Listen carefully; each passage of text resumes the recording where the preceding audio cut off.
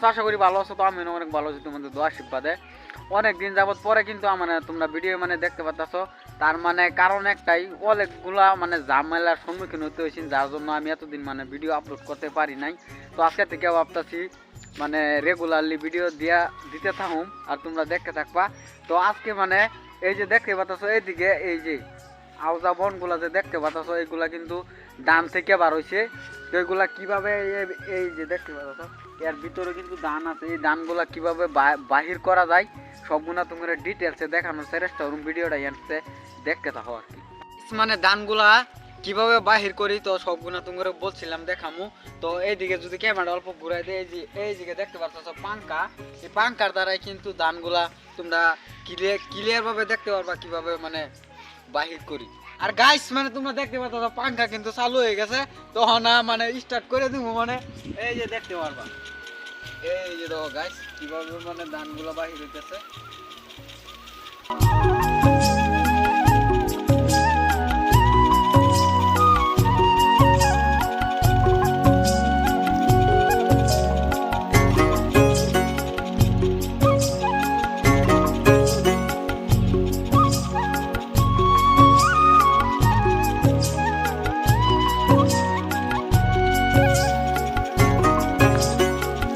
আর guys মানে তোমরা এই যে দেখতে পাচ্ছ মানে আমি অল্প কিছু মানে এই যে মানে আওজা বানাই না, অল্প জায়গা মানে এই যে দেখো এগুলা কিন্তু ধান, এগুলো যে দেখতে পাচ্ছ ক্লিয়ার ভাবে কিন্তু সাব হয় না, মানে দুইবার দিতে লাগে। তো আমি একবার দিছি, তো এই যে দেখতে পাচ্ছ কতখানি পরিষ্কার হয়েছে।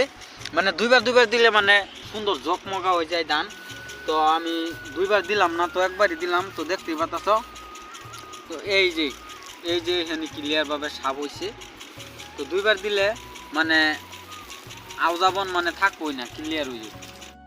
গাইস মানে অনেকে হয়তো ভাবতেছে মধ্যে আমি কিছুদিন মানে কমেডি ভিডিও দিতাম, তো যার জন্য মানে ওনার দিনটা হয়তো সবাই তোমরা জানোই তো অনেক খাটো, যার জন্য মানে এইগুলা শ্যুট মানে করতে পারি না। আমার ক্যামেরাম্যান যেজন মানে ক্যামেরাম্যানটা, তো তার স্কুল কিন্তু প্রায় 3টা বাজে কিন্তু স্কুল থেকে আহে, যার জন্য মানে সেইগুলা শ্যুট হয় না। তো ভাবতেছি ওনার ট্রেনে ডেইলি ব্লগ দিতে থাকুম, দিন লম্বা হইলে স্কুল বন্ধ করলে কমেডিয়ান ভিডিও বানামু। আর যারা ইউটিউব অ্যান্ড ফেসবুকে আমার ভিডিও দেখো দয়া করে যদি সাবস্ক্রাইব না করে তো চ্যানেলটা আমার সাবস্ক্রাইব করে দিও।